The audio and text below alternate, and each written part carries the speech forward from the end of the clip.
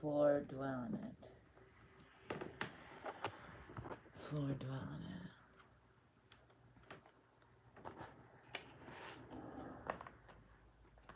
Hello, my friends. Welcome. And here we are for the incoming, oncoming wave of eclipses presented by a full moon. Presented by a full moon in Virgo. However, it jumps to Libra, which I think we'll speak more to. Though, yes, everybody's in these, hyperfixate on, cleaning and organizing and, getting rid of and da-da-da-da.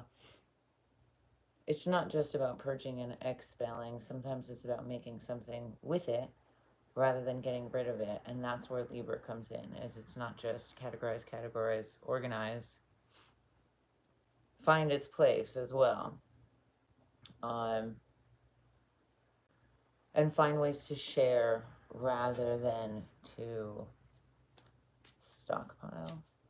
Or find relative categories within the categories. I think we'll also speak a lot to imprisonment and isolation versus connectivity, perhaps, and at the very least, stable planes of agreement, which ideally would be your circle constantly growing and not being necessarily closed off from the outside. But I do think, again, that not hoarding per se, but, closed gates. And Venus is close by, but also in retrograde, so some suffering gates. This is for sure. What's up, homies? Let's see. I think the relationship between Neptune and Saturn is also very much navigating in the dark, and that's the lessons and the tools that we've been given with Saturn, but also the feeling like we don't necessarily know how to use them or how to assemble them or how to employ them of Neptune in its placement and its current occupation. Uranus and Jupiter, I think, is some things of questioning heretic principalities. Outskirts, again, the misunderstood, the alienated, and this theme of imprisonment and isolation versus connectivity or stable planes or agreement. Stable planes of agreement at the very least. I think Mars and Mercury have their own little relationship right now as well that is fairly short-tempered and reactive, closely so. So I think people will be really submerged in their realities and also very defensive of their ways. And also probably hasty to react. In fact, speaking too hastily can be even more alienating. So consider what you really have to prove before you go ahead and try and prove it. Party.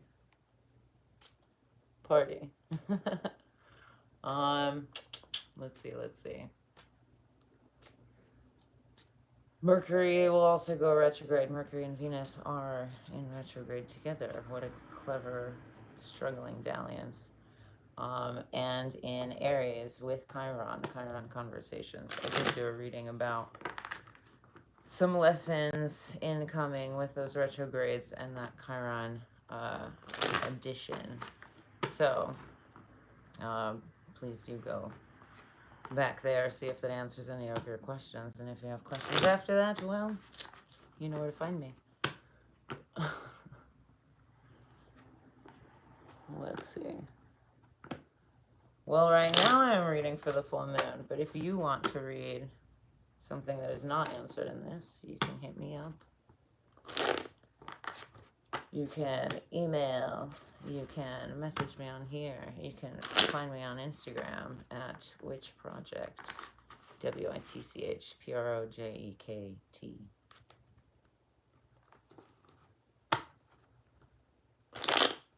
But we focus on one thing. And perhaps your question will already be answered, dear. That is why I do this. Tap into a little bit of everything. What was I saying? Mercury, Venus, Aries, retrograde, Chiron conversations. I think that has something to say about the way that we're maybe charging our hearts, and that's, yes, a lot of people disengaging online or finding different ways to reward their nervous system, reward their brains, reward their hearts, and nourish it. But also, conversely, I think that's a lot of overlays of masks for people, or people that, have to mask and code switch. But overlays of masks for reality too. And I think if you're a psychonaut or you have dabbled in certain trips, perhaps you've seen elements of reality as coding or two-dimensional. And I do think there's very much elements of truth to that. And when reality can be stripped down, there are, in fact, two-dimensional elements of it around us. And it's where we breathe life into those things that allows us toward higher dimensions, or different dimensions, different dimensionalities. I'll be careful about the use of higher, because that is not something I subscribe to. But I have argued with people about dimensions and how many they think there are. Very set in their ways, very set in their ways. This Jupiter, Gemini, Taurus, Uranus situation has been a long time running for sure. But their relationship together in this conversation is very much outskirts tension and binary necessity.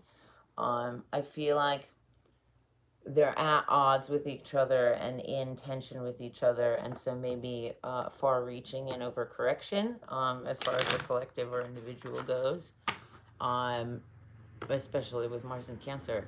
And that tends to, unfortunately, I think with Jupiter and Gemini, is its blind spot is the tertiary solution, or possibility of another, which again, these feelings of alienation, which Virgo and past lives and imprisonment and not perjury, but when religious people come after you, which they've been shaking in their boots. I love it. I love it. Let's see. There's an interesting trine of energy with the Moon and Pluto, and Jupiter, or conversely, the Moon, Pluto, and Uranus. And I think that's, again, these layerings of two-dimensionality, or these layerings of masks, but ultimately, if we find a synthesis in them, can breathe more dimensionality into life.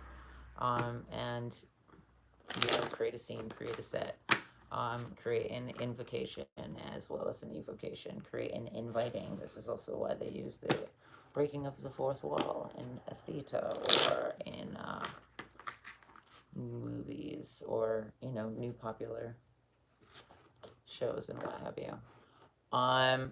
So you might hear a lot of fun stuff about dimensions and jumping dimensions and what have you, but in general, I would be mindful of things that adhere to hierarchy rather than understanding and synthesis, because I do not think hierarchy has a place. And you can watch my Anatomy of the Truth for my thoughts on that.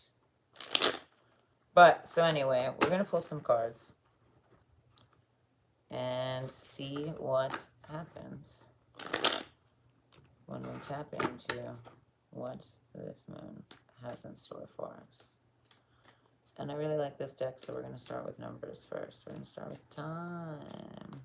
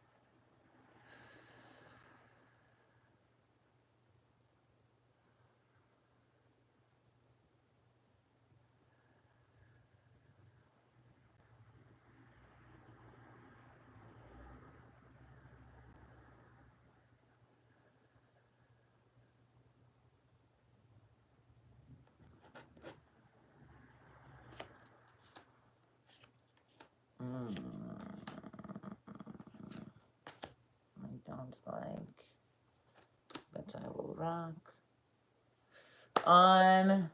Okay, in general, I felt a lot of airiness and unsureness, but a lot of pressure too.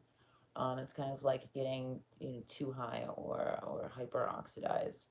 Um, in which case, that is not my favorite feeling for the world. Not my favorite place to be.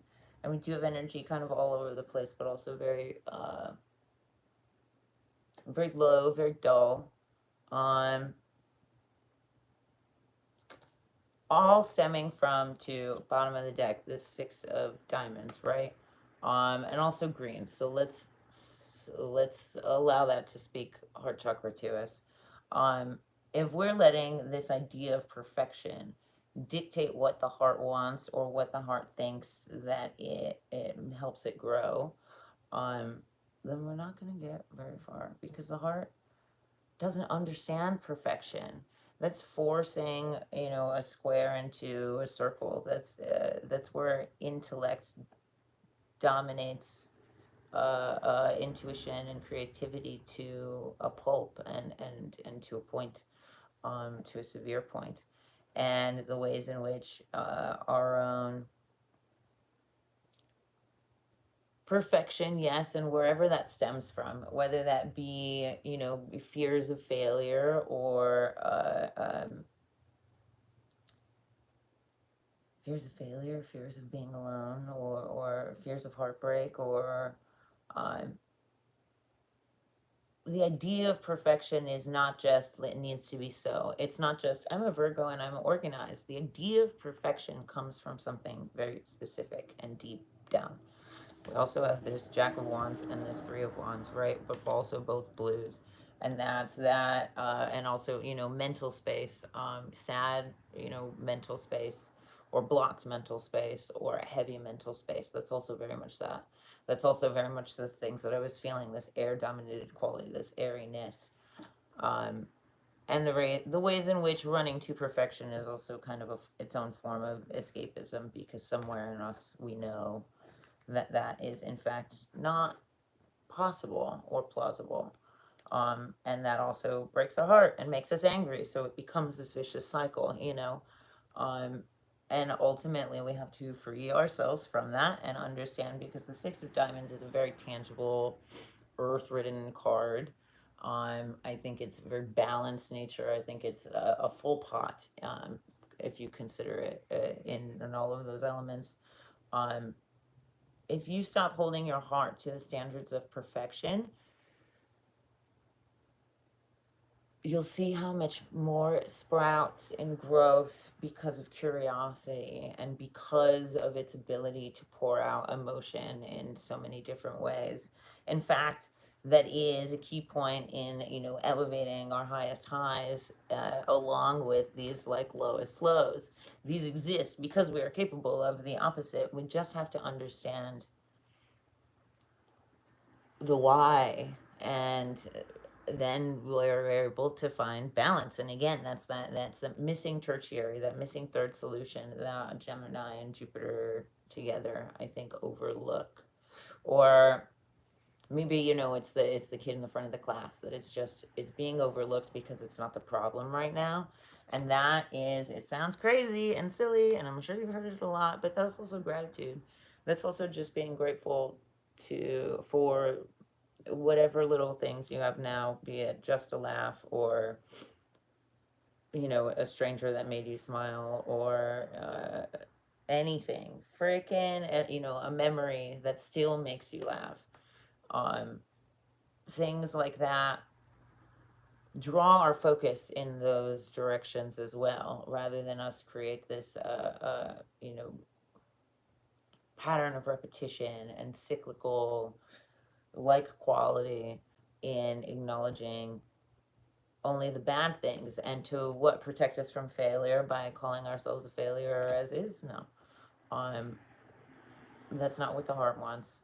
And how are we to ask it to radiate love when we're also shitting on it? um I find it very funny how the world can blame a flame for getting dimmer while also walking farther away from the source. Um, we tend to be very good at self-sabotaging, and that's also a defense mechanism. If you're watching this from the US, as many of you are, America is probably the most narcissistic, abusive relationship we've been in. So I feel you, friend. I feel you. Um, and if you're not from America, well, you know, in some way, shape, or form, most governments emulate it in some way, shape, or form. That or the monarchy, which they're both kind of incestuous. Let's see, what else? What else? The Jack of Wands is very creative. So I think as creative as your misery can be is also as creative as your positivity can be.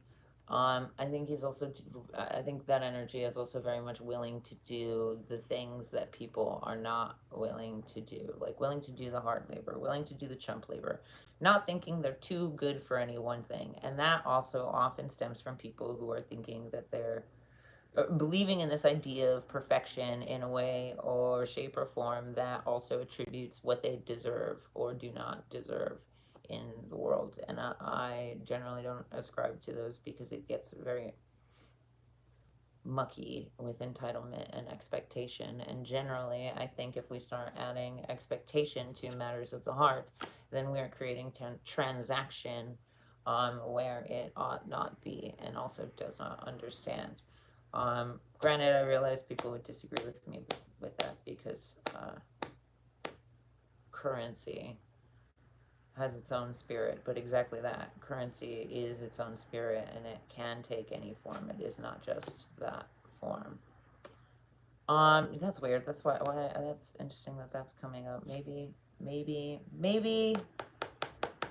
people that are investing will finally pop off in some way, shape, or form. Three of Wands is also present, so we have a creator, we have I feel like it's very much a space for creation or ample tools for, it's very much a good starting point. It's an outline, essentially. So in matters of breaking out of a rut or trying on a new exercise to allow your heart to seep out a bit from underneath all of these two-dimensional masks that we wear. Is perhaps a creative endeavor, an outline to something, or whatever it is that you've been sitting on. Pump out that outline, and let's make your load a little bit easier. Like it's something that it's like doing the dishes. It's so silly how we procrastinate it, myself included, and it never takes as long as we think. It never takes as long as we think. When you do not know what to do the dishes and see where that takes you. And hopefully that also leads you to pay attention to your breath and see where that takes you. 10 of spades. 10 of spades. 10 of spades. 10 of spades. There's mental energy. It's very intense mental energy. I think that can be cultivated 100%, especially with this creative endeavor, with these ample tools, with this safe creative space, with this outline done, first step movement, with this sacrificing perfection and going with a balanced heart, and you know, just giving it your best, like any good race or relay, I suppose. Let's not look at the world as a race. Let's not look at success as a race. But again, that's a lot of intensity, and it's going to go both ways for lots of people. But it can be harnessed, and it can be channeled and transmuted into something far better. Let's be careful about disposing of these feelings because they can be useful. And maybe that's part of an energetic problem, is how much we're like in with the good and out with the bad. somebody is picking that bat up, and if like molecules appreciate like molecules and they consolidate, then in doing that, are we making energy more volatile? Because we're not dealing with it ourselves. In fact, stress is contagious as a molecule and hormone releasing in your body physiologically.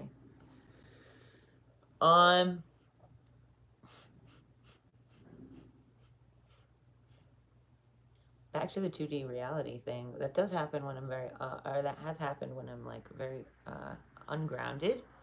Or there's just a lot of energy intake and it does unground me for a second. So I have to reground. I think be very mindful of your breath. How are you breathing? Are you stressed out? Are you anxious? Are you breathing in your chest? Are you freaking out? Is your mind racing? Slow it down. Count your, extend your exhales. Start counting your breaths and feeling sensory things around you. And shift to breathing through your belly. Shift to a more stable place of breathing, so that you can create evenly and without blockages. It's not necessarily going to be the prettiest thing, but in that is its own perfection, if you're going to be so choosy with that word.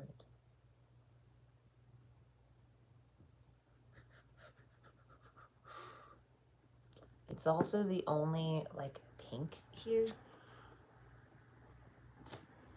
So it's a very intense card, but it's also very muted. So avoid repression. If you repress it now, if you ignore it now, it will come up later. That's also why I often tell people that they don't necessarily need a question, because if you just want to read the vibe, catch the vibe of the room, catch the vibe of where you at, there's no hiding from the cards. People love to, do I do work? Do I talk about love? Do I? The heart wants what it wants, and it will always just bloom, and it will always just, like ivy, vine into anything. So be stable ground.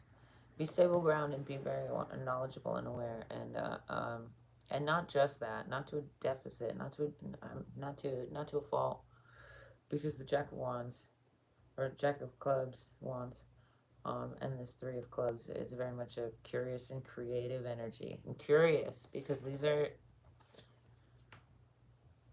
beautiful colors. I love blue. I think that there's probably more shades of blue, and this isn't just me necessarily ranting, because I do paint. I do smart things. But I do think that there's more shades of blue than there are any other shade of color in the world, which is a theory, but as a primary color has 1,000,001 shades to it. You can add a billion different colors to it, but it still dominates a tinge to the color, etc., etc. But it exists in so many shades because it also exists in such a dynamic capacity. That's why water signs can be so intense and so deep too, and so deep and pensive in thought, but also far-reaching in thought. I think that's also why too much excess mercury in the body turns your skin blue, or why Krishna is blue, and also why some people say that, and I don't believe that. I don't subscribe to this. As somebody who has seen auras, can see auras, that blue is necessarily just sad. I don't think it's a sad color. I don't think it's a depressed color, but I do think it can indicate that in certain shades. And that's where we get to play with our hues. That's where we get to play with our eminence and our essence, and who we want to be when we walk into a room. And that is much softer than the rage that this card would normally give me. Damn, these cards are so sick. But we'll do like a traditional tarot for new homies.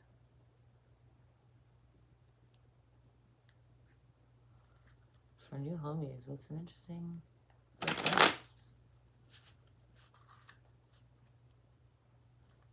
Sick. Sick. Sorry, I forget that I have a microphone in my ear.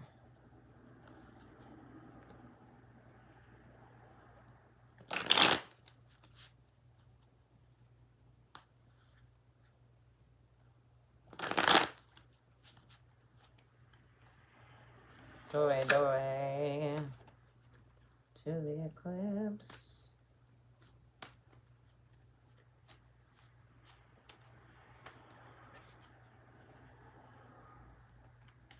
Very disorganized despite this Virgo. Like, I just feel very scattered. And there's a lot more energy in the spatial quality of this. Can you imagine? It's like boxes everywhere. Half open, some of them not taped at the bottom. Okay. Do your thing. I'm tapping in.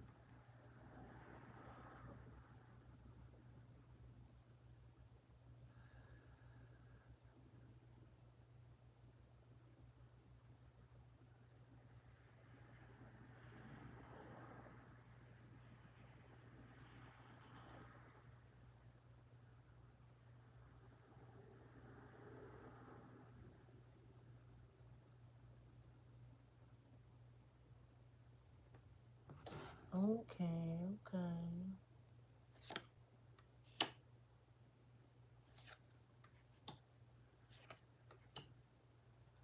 There we go, another 10. Oh, okay. Duh. I mean, same shit, really. 10 of Wands in the same placement as this 10 of Swords. So, mental energy, air energy, but fire energy, which is very much fanning the flames, is very much adding to. Very much big space. I think we're all feeling very overwhelmed by the world, and it's turning about. However, all the more reason to do what you love, to do what moves you, to do what makes you laugh, and the things that you've always wanted to make, because at the end of the day, that's where you want to be anyway, and that's with the people that you want to connect with anyway. So why do we prolong these things? Because we're anticipating, we're expected many tomorrows. That's no way to live. In fact, I would argue that that is just sleeping. Walking with your eyes closed, being awake with your eyes closed, sleeping, daydreaming. A lot of us are still.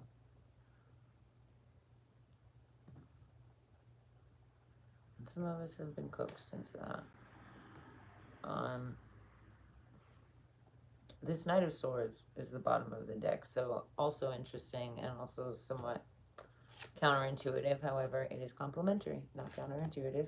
Because Knight of Swords would be, again, this intellectualization of what makes the heart happy. But despite it being a very mental energy, the Knight of Swords is driven by purpose, is driven by a heart-driven purpose, is not driven by hyper-intellectualizing things. It's somebody that serves and protects and on. I mean, do we know anybody that would really know what that means? Not really. But it's somebody that would protect and honor with a diligence and knowing that that's the right thing to do. And not by our normal definitions of good and bad or good and evil or right or wrong, by, again, this idea of stable planes of agreement, by geometrical definition of stable planes of agreement. Which even in this Three of Wands would be even within yourself, within a fractal matrix of yourself, your memory, your will to move, and your inspiration from it, or your memory, your inspiration, and your will. your creativity, and what that stems from emotionally and neurologically and what have you, and what picture you've painted in your brain, and the life force will or flow of chi or what have you to be able to make that happen. The heart knows what it wants, and oftentimes that transcends logic. Um, Even in analyzing or annotating, it's not the only thing that rules. In fact, I think you can learn a lot more in recognizing the pathos or ethos of a situation, of a given situation or a given characterization at any given point. And perhaps that's the way to see things at this current moment, when everything is so high in intensity and people are perhaps too hasty, is whatever I just said, to flatten things out and understand that these are just paper dresses on paper dolls, not people necessarily speaking with their whole chest and their whole heart out. Despite putting a lot of other shit out there.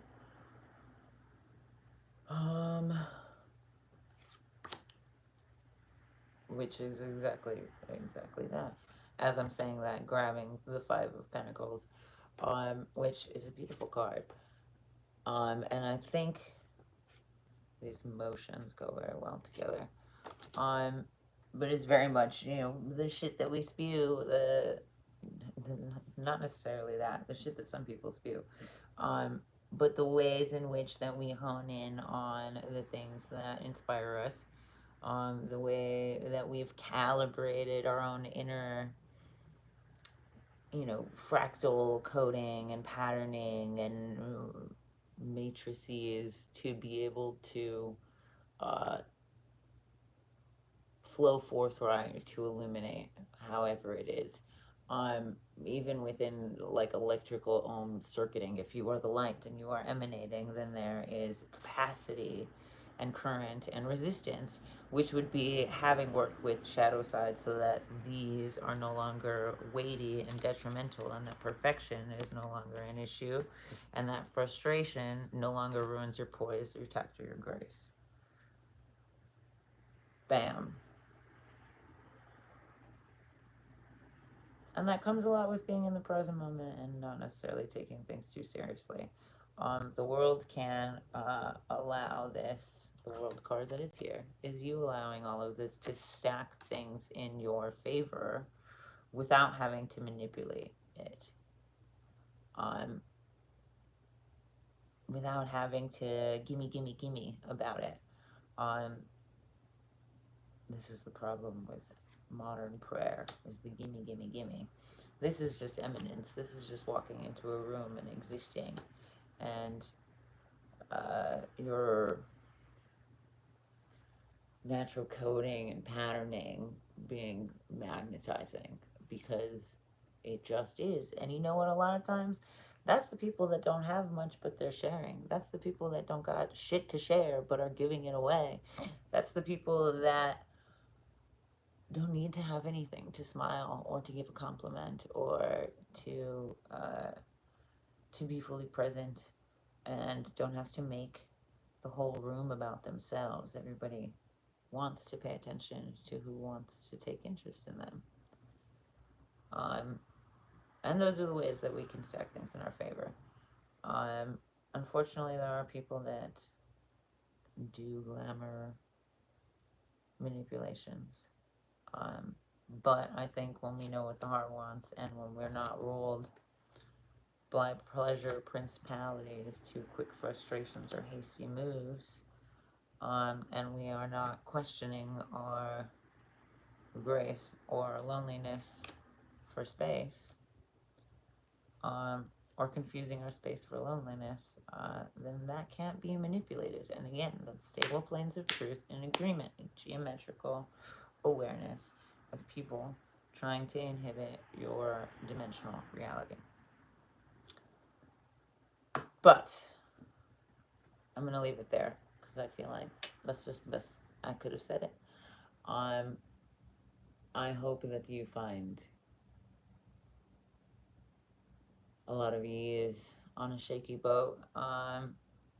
And I hope you find out a float where there could be sink or swim. And I hope you take the time to consider if you are othering in the same way that you have been othered and how you can amend that. But yeah, the rest is for you to disseminate, integrate, digest, disseminate, integrate, and be great. I'll see ya. Shili o shili kwel. Don't